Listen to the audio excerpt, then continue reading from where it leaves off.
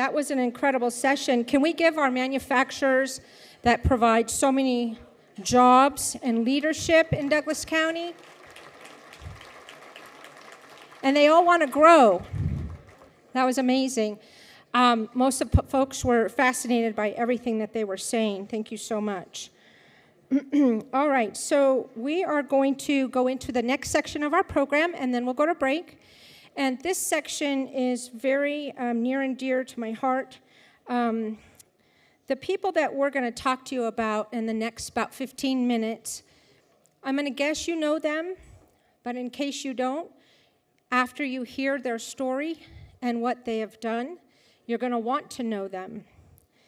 The leaders and legends in Douglas County, there's an impressive list on, I think, the screen now.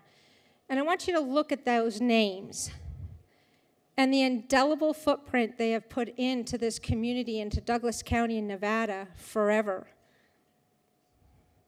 Just take a look at those.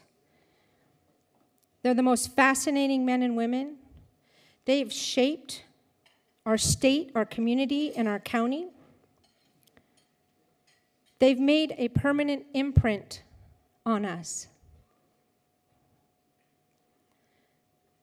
Pretty impressive names up there, huh? So guess what? We're going to tell you about 4 more. There are 4 leaders and legends, lifetime award winners, that we're going to introduce you today. And Brandy's going to come up first, and she's going to welcome a VIP that we have in the house today that I think everybody knows, even if you've been here for 2 minutes, I think you know him. And if you don't, you need to know him. He's an amazing person. Brandy, come on up, and please enjoy this session, and please listen to their life stories. Thank you. There you go. All right, can I please get Honorable Judge Paul Gilbert up to the stage?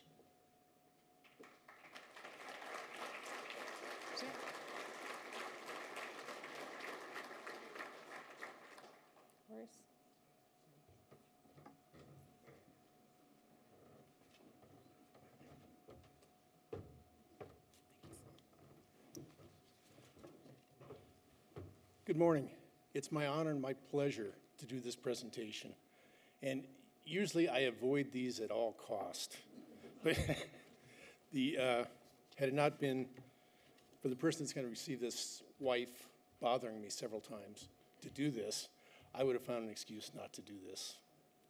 The person that we're going to give the first award to, I first met in 1980. He had just gotten out of the Marine Corps. He joined the sheriff's office, and I met him his first or second day that he was working for the sheriff's office. I don't think I bothered to learn his name because at that point, the average deputy lasted about 4 months. Then Steve and I became friends and worked together closely as he moved through and moved into as deputy sheriff and into civil and then into the district attorney's office. And he and I actually were chosen to go pick up on an extradition in Florida of a gentleman named Michael Collison who had escaped from the sheriff's office twice. And that's quite a feat. We knew he was just a bullshit artist, so we were not real concerned about it. But every place else we went, like Fort Lauderdale, when we were going to the airport, they had a SWAT team accompany us. Nobody else wanted this guy to escape. And in Dallas, they met us. And then in Reno, they let us off the back of the plane. And this person, we did not realize newspapers were going to be there as we got off. I had worn a suit and tie, and this person wore a Hawaiian shirt. And everybody said, "Did you bring somebody from Miami Vice back with you, what?" Then he went on to be an investigator for the district attorney's office and did a wonderful job. And then we worked many cases there together, and from there, he was chosen to be the director of China Springs. China Springs is a very important element in our community, but it's also very difficult. You're dealing with children with problems, and some of them have more street savvy than actually the young counselors you've hired to oversee them. And Steve did a wonderful job there. And there's actually one of the dorms is named after him. While he was still there, he decided to get into politics, and entered the Minden Town Board. There he was served all the positions as chairman, and he decided to run for the county commission. He was one of our county commissioners and led many areas as far as growth.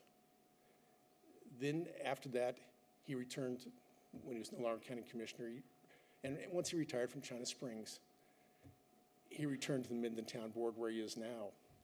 And one of the best decisions he made was marrying his wife, JoAnn.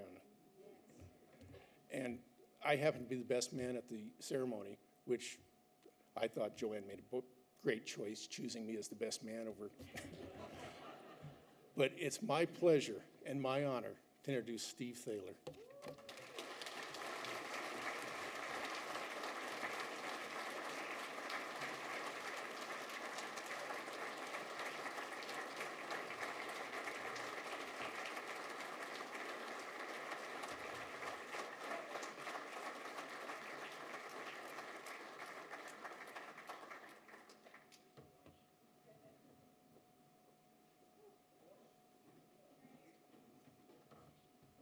Steve, you really need to come over here.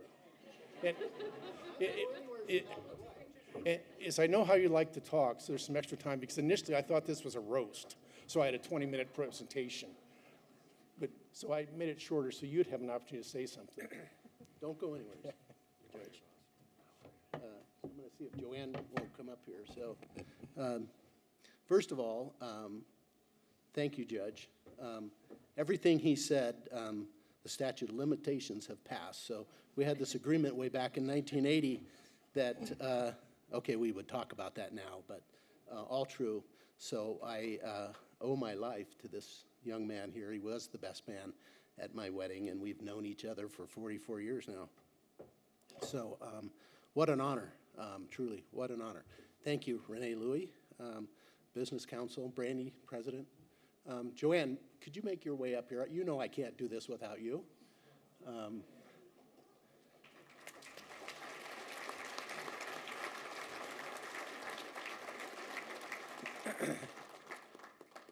Truly an honor.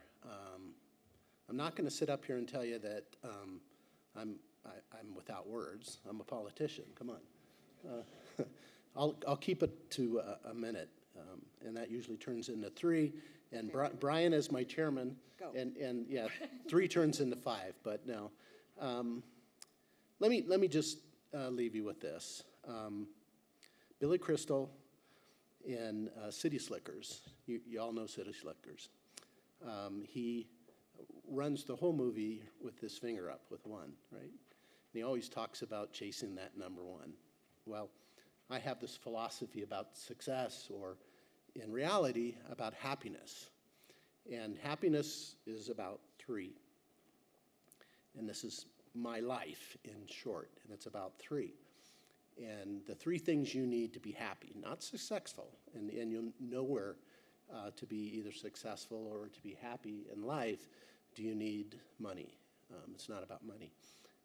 Number 1, you need to have faith. I was fortunate, we were fortunate, to have a strong faith in your family, in your life. We had someone in our family we lost recently, but I can tell you that he gave us enough faith to last us a lifetime. Still think about him every day, but you got to have that faith in the God Almighty, whatever God that is, whatever God that is. You choose, but you got to start with faith. Okay, so number 1. Number 2, you got to have family, and this is my family, and my sons, and we all know we have 2 sons and a daughter. I think I have 1 or 2 here. Jeff, I saw he walked in, so we have a son. Oh, Sarah might be here too. So please come on up. So we have son, daughter, and yeah, they don't want to come up on the stage. And then we have 4 grandchildren. So you have to have family, and that's 2. So no more Billy Crystal, no more 1. It's 2. So you got to have family. So faith and family.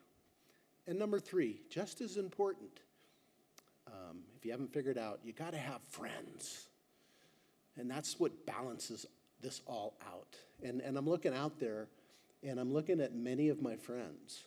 Some I haven't met, but you got to have the friends. And those are the friends that you can call on any given day. And many times those friends call you and say, hey, let's go sailing.